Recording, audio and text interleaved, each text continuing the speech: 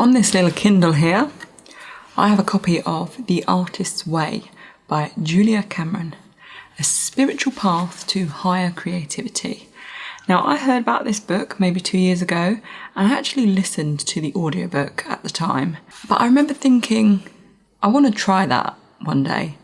And now today is one day. So as someone who is a bit of a skeptic for stuff like this and has no time at all, because, you know, I have 2 young children, so my time is not my own anymore. By my own choosing. And I'm going to let you know how I get on. So come along on this little journey with me. And this is week 1 of The Artist's Way.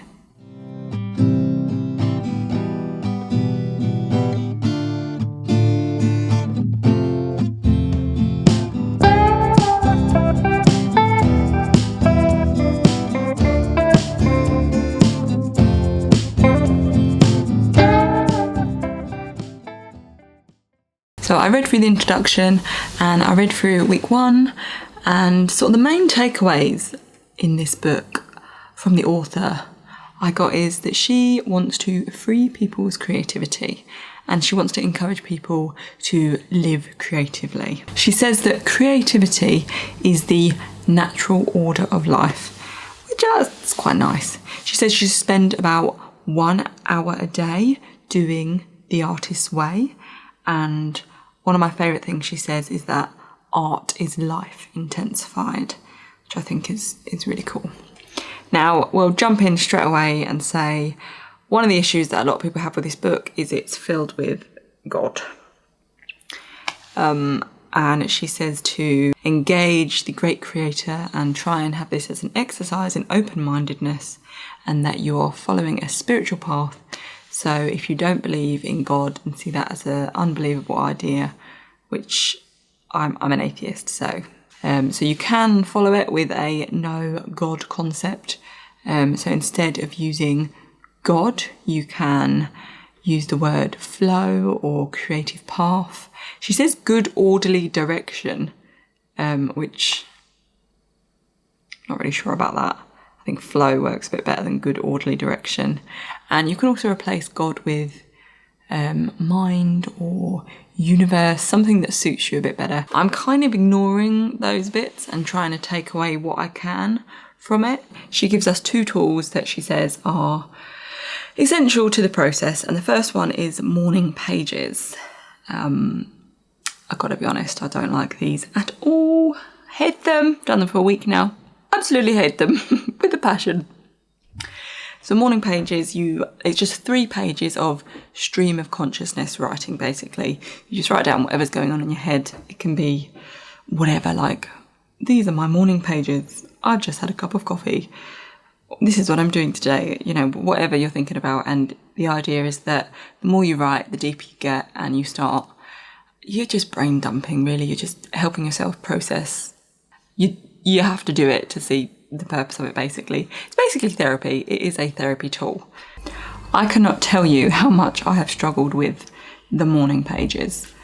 I don't know if I can do this for 12 weeks. This is the thing.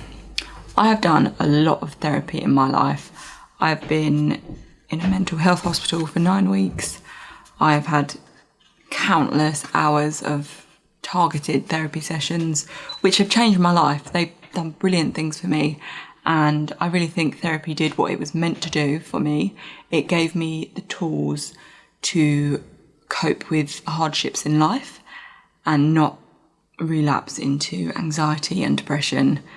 And I use them tools every single day. So something like the morning pages is a tool, and I'm not sure if that tool is for me, especially if you're really busy, and particularly if you have a young family, because you're meant to do this in the morning.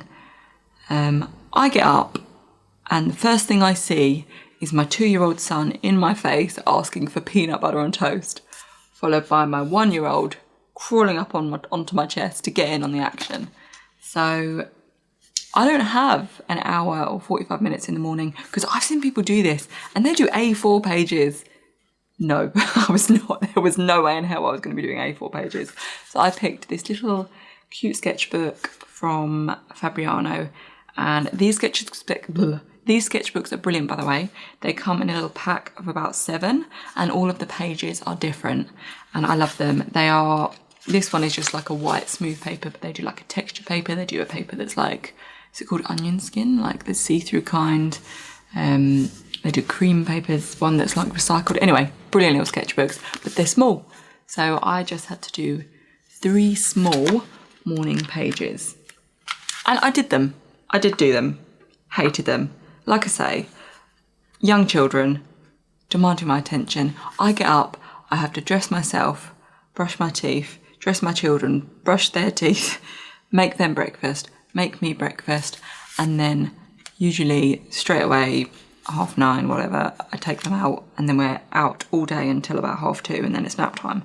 So I don't have a lot of time to squeeze this in. So I was doing this basically while they were eating breakfast. So I wasn't alone, and I didn't have a lot of time to actually think about doing this.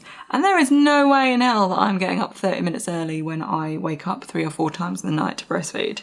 So that was not going to happen. I was not going to be getting up 30 minutes early to write down a bunch of stream of consciousness pages. But I did it. Sometimes I was interrupted, and on one day I didn't manage to do it until about 12 o'clock. So it wasn't technically the morning, but I still did it. Managed to squeeze it in.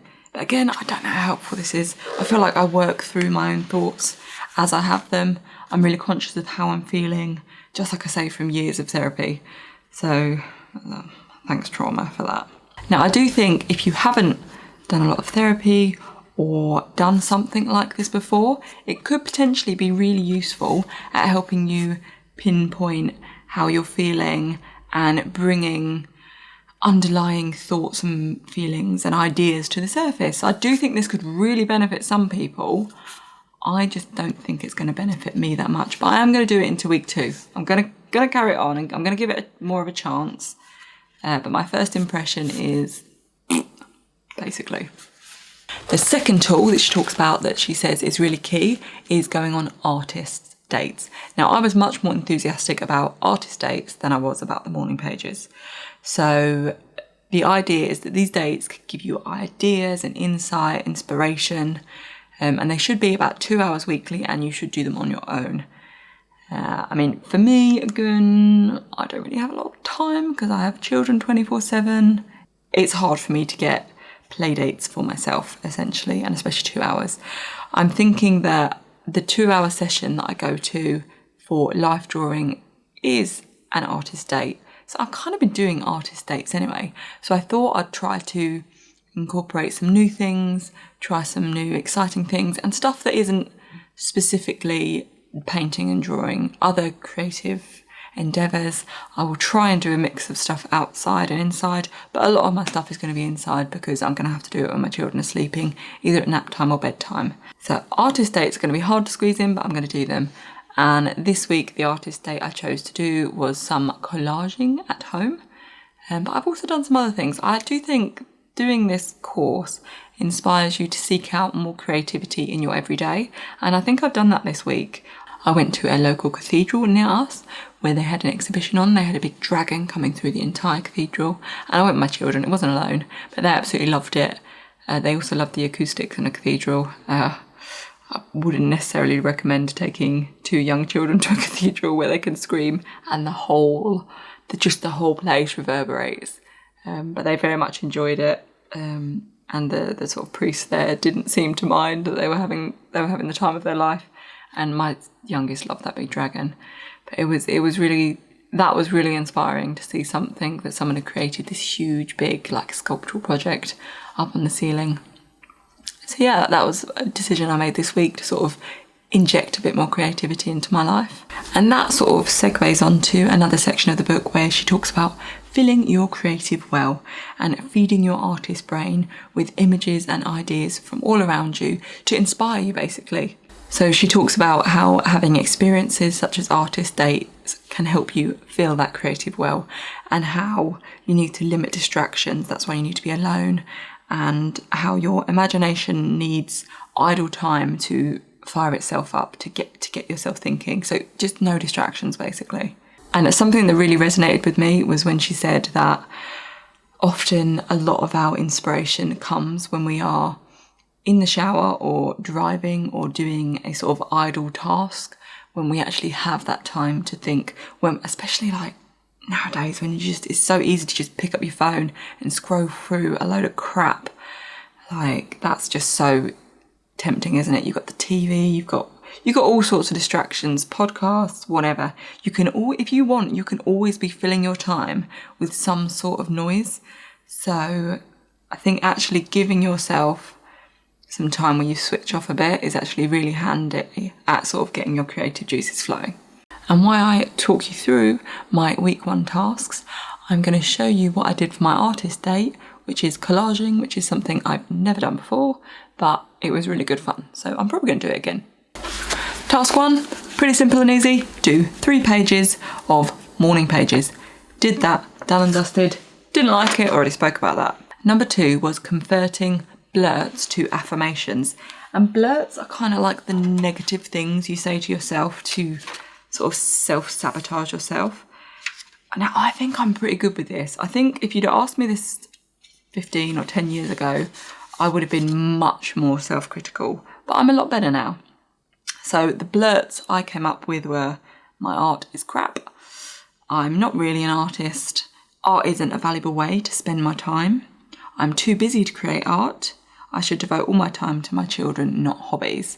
So those were the main sort of things I think can pass through my head sometimes when I'm trying to focus more on being creative.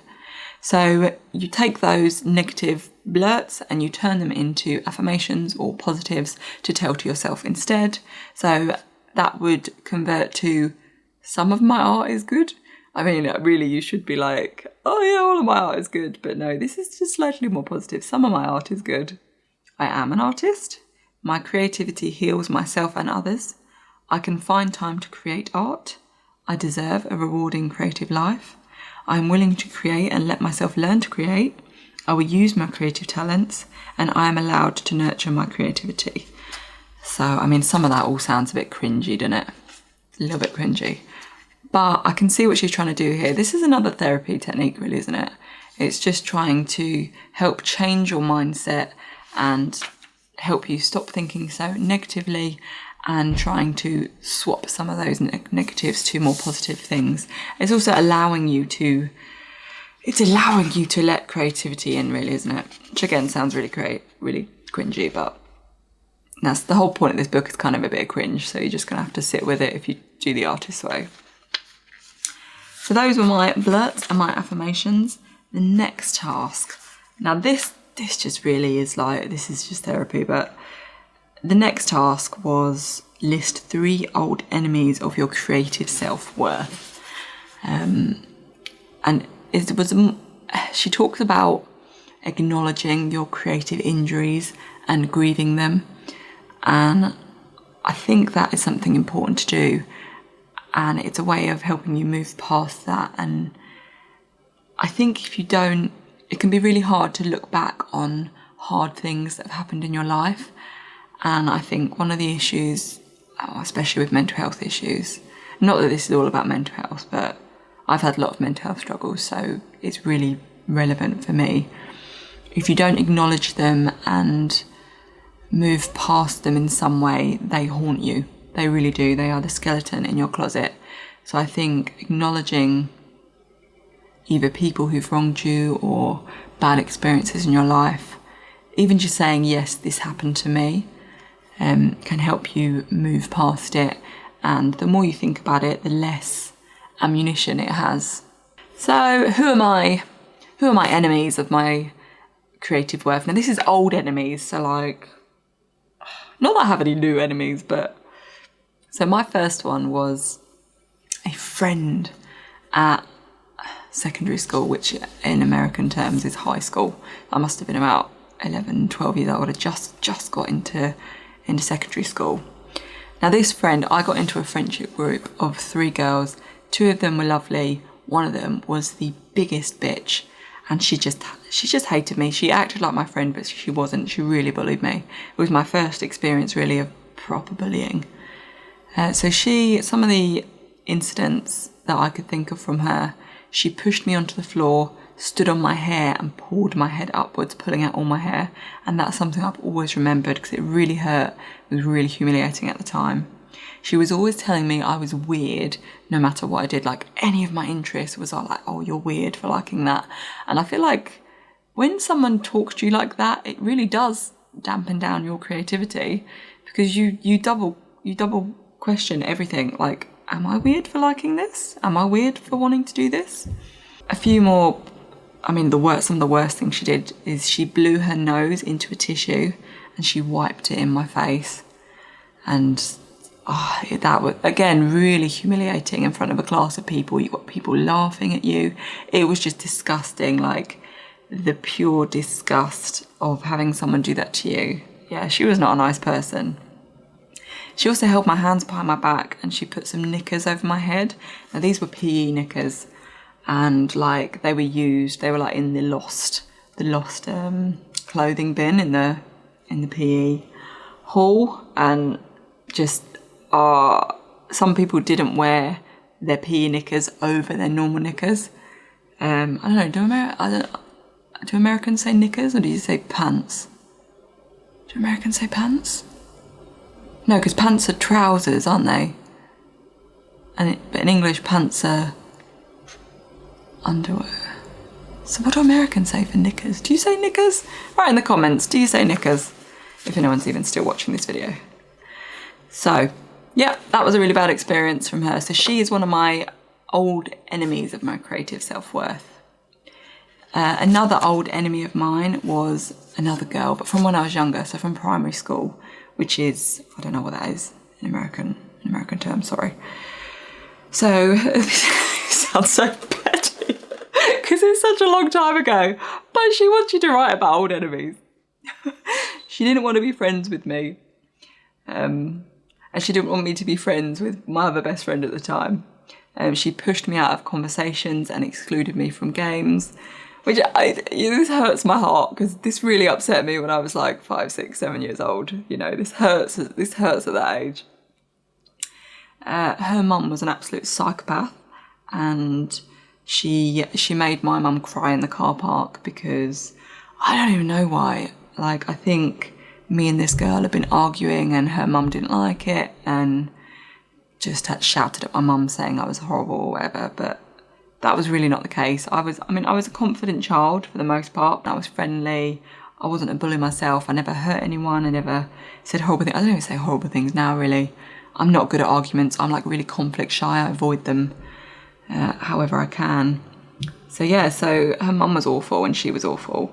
She made me feel really lonely and isolated.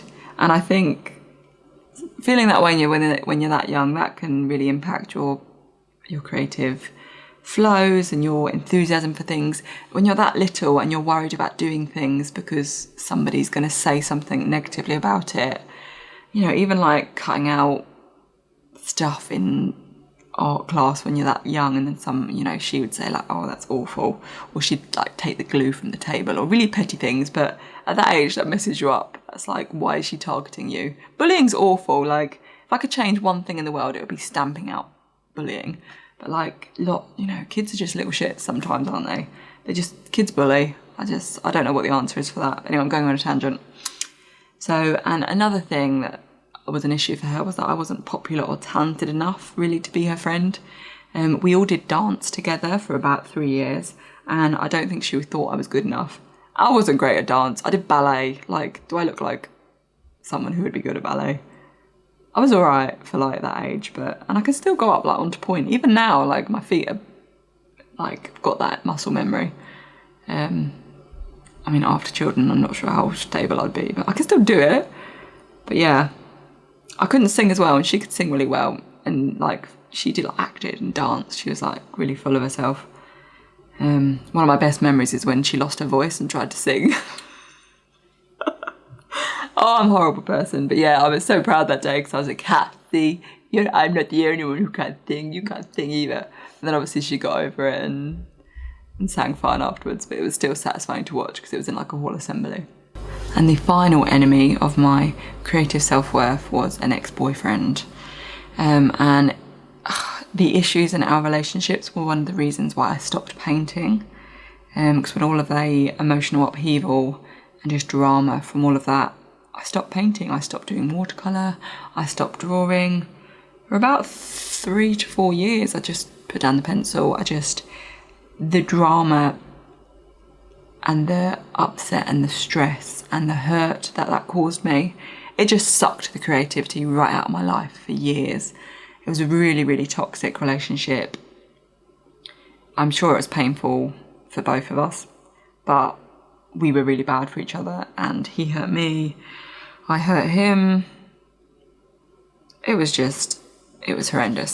So that really, like I say, sucked the creativity out of my life. He hurt me in so many ways, so many times, yet he made other people think that I was the monster. And after a lot of years of thinking about this and reflection, I know now that he was a master manipulator.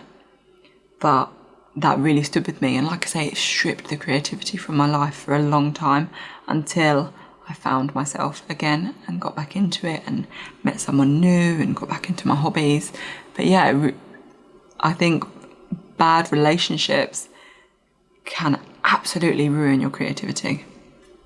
Anyway, the next task is to write out one of your horror stories, and you can draw a sketch of the incident. I just drew like a crappy little sketch of that girl trying to put knickers over my head and just describing it. So them holding my hands behind my head, it was awful, people laughed, blah, blah, blah. But, you know, I kind of ripped my horror stories out when I was writing the people, so I kind of like skipped that step. This is the funny little task. One of the tasks was to write a letter in your defence to the editor. So I wrote about the first girl from secondary school with the knickers and the snot in the tissue, and I wasn't very nice here. I don't think I did this correctly, to be honest. I don't think you're meant to do it this way, but this is how I did it. Dear editor, her life looks to be the most shallow existence possible. Fake boobs and drinking. All she does is party. Most people have grown out of the party phase by the age of 25. Not her. She's clinging to youth desperately. Her makeup budget must be eye-watering. I wonder if she tries so hard to be beautiful because she's rotten on the inside. I really hope she lives a lonely life and the only mirror is her friend. Oh yeah, we don't like bullies. Nobody likes bullies. I'm sure she's changed. She was young and we're all young and whatever, but you know when you like go back and look at your old school friends on Facebook just to see how people are doing, and then you look at your old bullies and you're like, actually your life is not as amazing as you said it would be. Next task, time travel.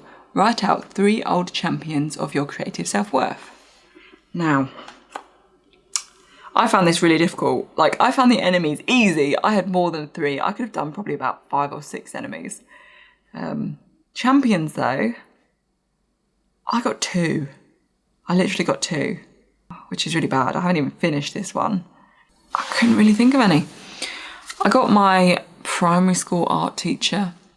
She was always encouraging me to do more, and she was always pleased with what I'd created. She loved all of my art projects, and she made school really fun. Like, along with my science teachers, I really loved science and art were like my favourite subjects. Quite like geography as well.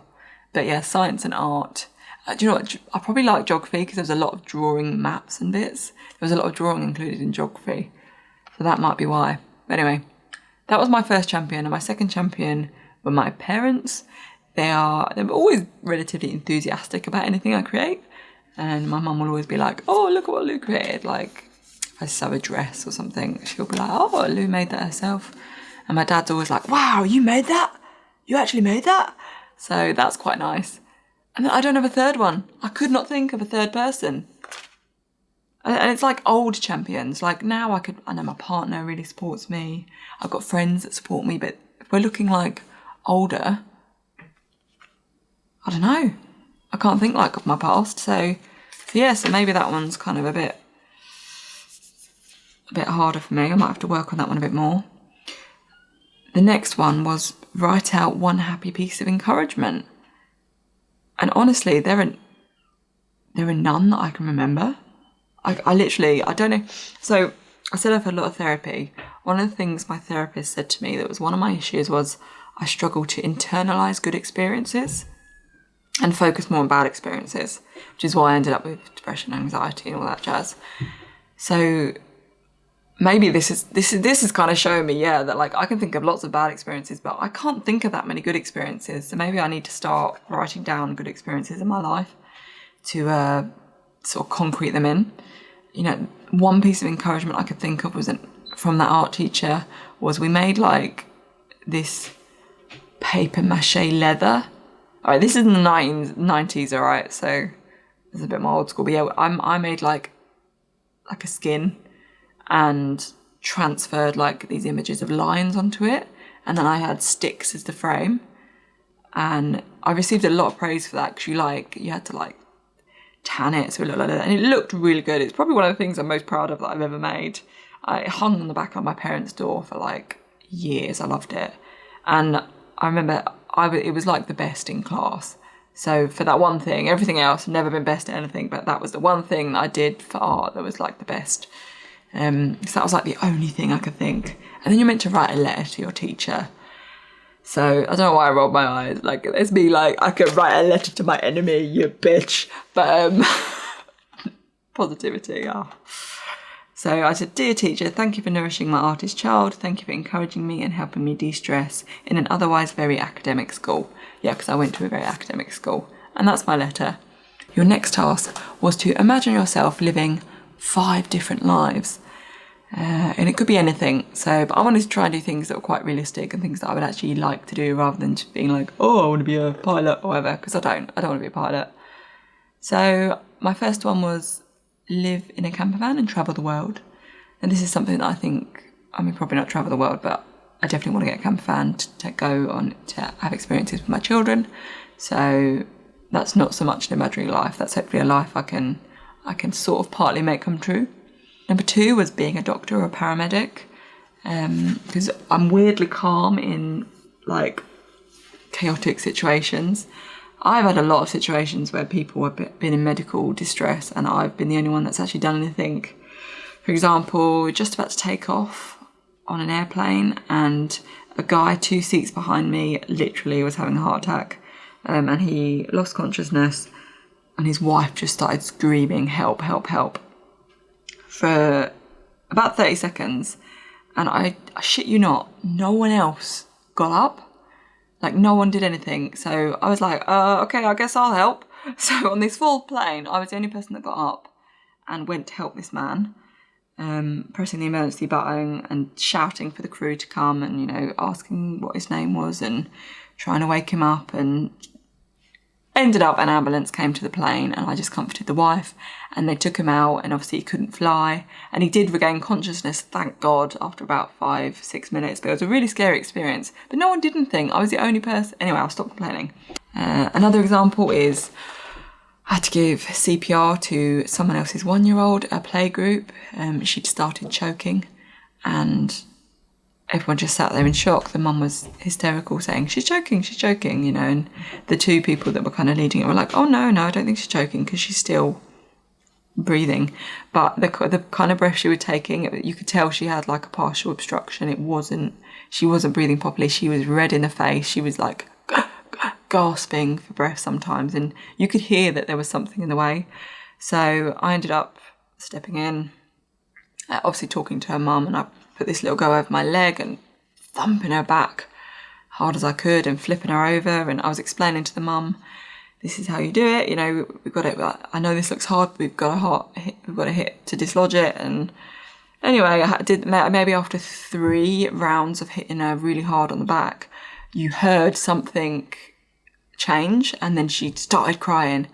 And I flipped her over and I looked in her mouth, and she had this round bit of foil, like it was really thick. It was like from a decoration you like hang with like a little, you know, like a little hole in it, and fished that out the corner of her mouth, and it was like that could kill a child. But her mum was really thankful.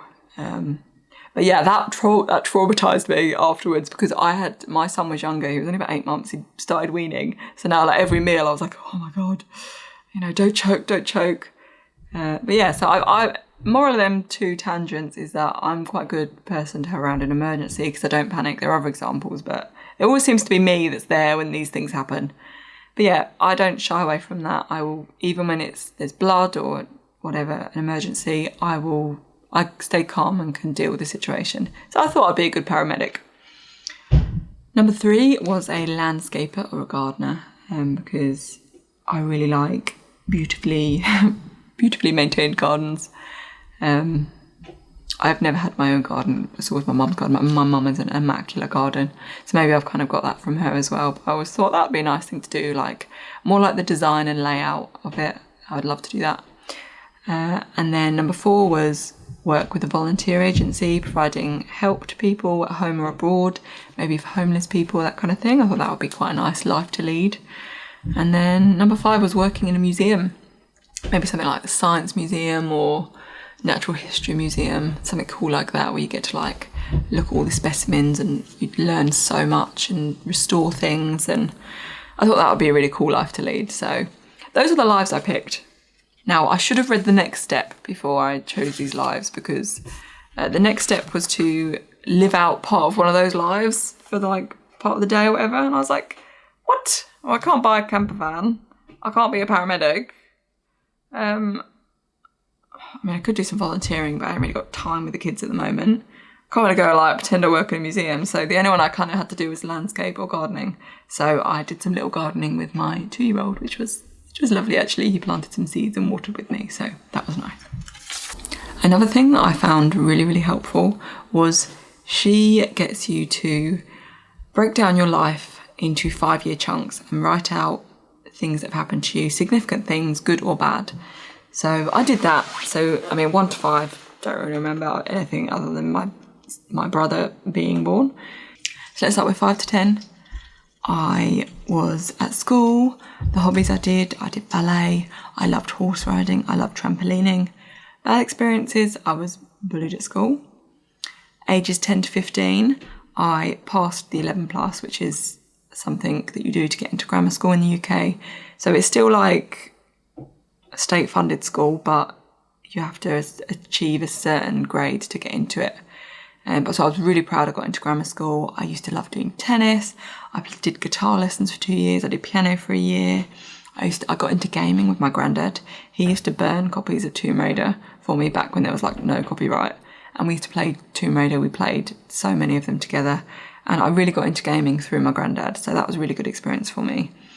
Bad experiences in that age is I was abused by a childhood friend, which really stuck with me and was a lot of the reason why I had, therapy for years and years. My granddad died, which was really heartbreaking. And again, I was bullied in school by that horrible girl that I wrote that letter to. Ages 15 and 20, I did my GCSEs, my A-levels. I was partying. I made a really good set of friends at that school after I moved away from bad school. I had my first love, as you do, first boyfriend. I lost a lot of weight and I ended up being a healthy weight. And I made gaming friends online who I saw. I travelled all over the world to see them, which was really good fun. Not so good parts. Now, this is where my life gets a bit darker. Not so good parts of my life is I overdosed. First time trying any recreational drugs, didn't know what I was doing, overdosed, never touched it again. I'm really anti-drugs. I think they're really dangerous. I did it once and I almost died, so learnt my lesson, but yeah. And from that, I think, as well as sort of the abuse that I received when I was younger, it triggered sort of panic disorder, anxiety disorder, post-traumatic stress. It was a really tough sort of 2 years after that. And my nan passed away. And I also dropped out of my first university degree. I was studying psychology. And I did really well, but I knew I didn't want the job from it. So I dropped out. Ages 20 to 25, I went back to uni and I studied and I got a first class degree. So I was really pleased with that. I made loads of really good uni friends. I started sewing more. I started writing a lot of poetry and I travelled a lot. I did travelling alone as well. I went to Europe on my own for one summer.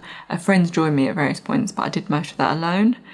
Bad parts is in the early stages of that. Like I said, I spent 9 weeks in a mental health hospital because I was suicidal from various aspects in the past, stuff built up. Anyway, I can say spending that time in that hospital changed my life, saved my life, and it turned my life around, and it taught me all of these tools to cope with whatever life throws at me. So I'm very glad I did that when I was young, rather than sort of later on at life. And doing that really set me up for success in my later pursuits. I also started my master's degree in that time, so was really working on my education. Age 25 to 30, this is when I got back into painting and drawing properly. I'd finished my master's degree, I'd got a job I was happy with, I was working on my career, I was travelling still, doing things like skiing. I loved it, enjoying life. The only problem is, I had that really toxic boyfriend I mentioned, and after a while I did stop painting and I did stop drawing. And this is also when Corona hit, which was really bad. But big positive is I met my current partner and I moved to Norway to live with him. So that was really lovely. And once I met my partner, I started getting back into my creativity more again. I had already started before we met, after I'd left that person. But yeah, after I met him, I really got back into it. And one of the first things we did was like a painting date, and we followed Bob Ross tutorials. Very drunk, and I think one of them's hung on his mum's wall, which is really nice. And one of them, I don't know where the other one is, but that was really fun to do together. So definitely got my creativity back. Ages 30 to 35. So I was doing well in my career, and then I had 2 children, which were obviously, this is the best stage of my life for me because I've got a good partner, I've got the children that I've always dreamt of, and I'm happy, I'm really happy. So I've got nothing to complain about really.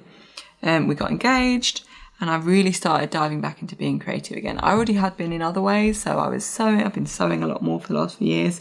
I've done some embroidery, but now I really dove back into drawing and painting. The bad aspects at this stage of my life is I had multiple miscarriages before having my 2 living children. So, you know, that affects you in a way, and it just sits with you forever. Also, during coronavirus, my partner has a kidney transplant, so when he did get it almost killed him basically. He got 6 infections back to back on top of coronavirus, and he was in the ICU for nearly 3 weeks. He was admitted straight from like the waiting room to the ICU. He was so poorly, and he'd already been sick for 9 days at home. And that was really scary because it was the first time we'd gone to visit his mum again in Norway once all the airports opened up. And I had a 3-month-old baby with me. So he was really, 3 months, they're really dependent on you.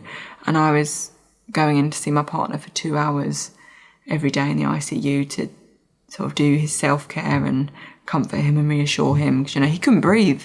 He was like forced to lay on his front to help like get the mucus out of his lungs. And he would cough and not be able to breathe, and he would panic. And it was just an awful experience for him.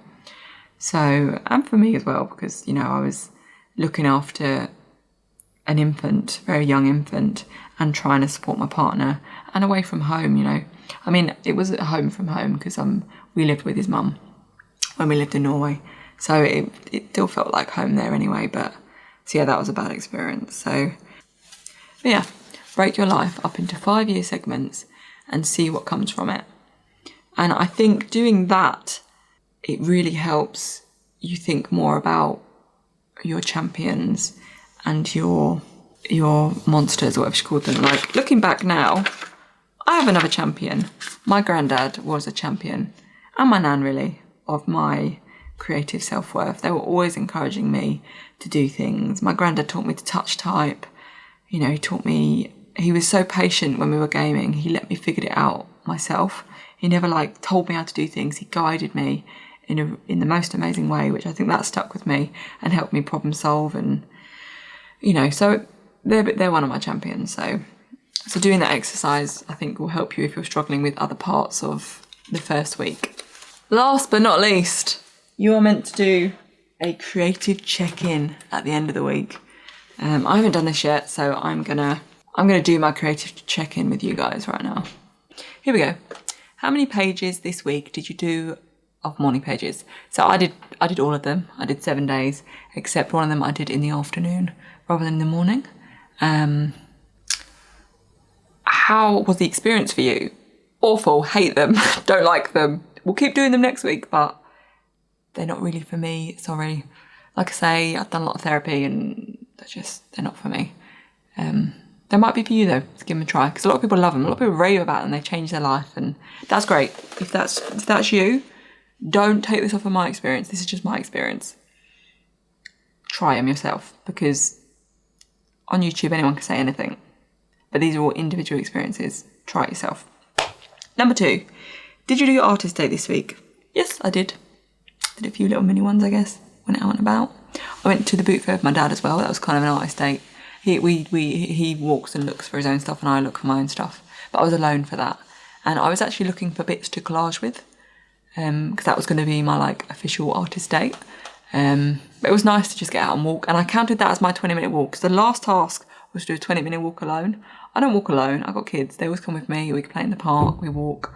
But that was alone, a 20-minute walk. So I did that task as well.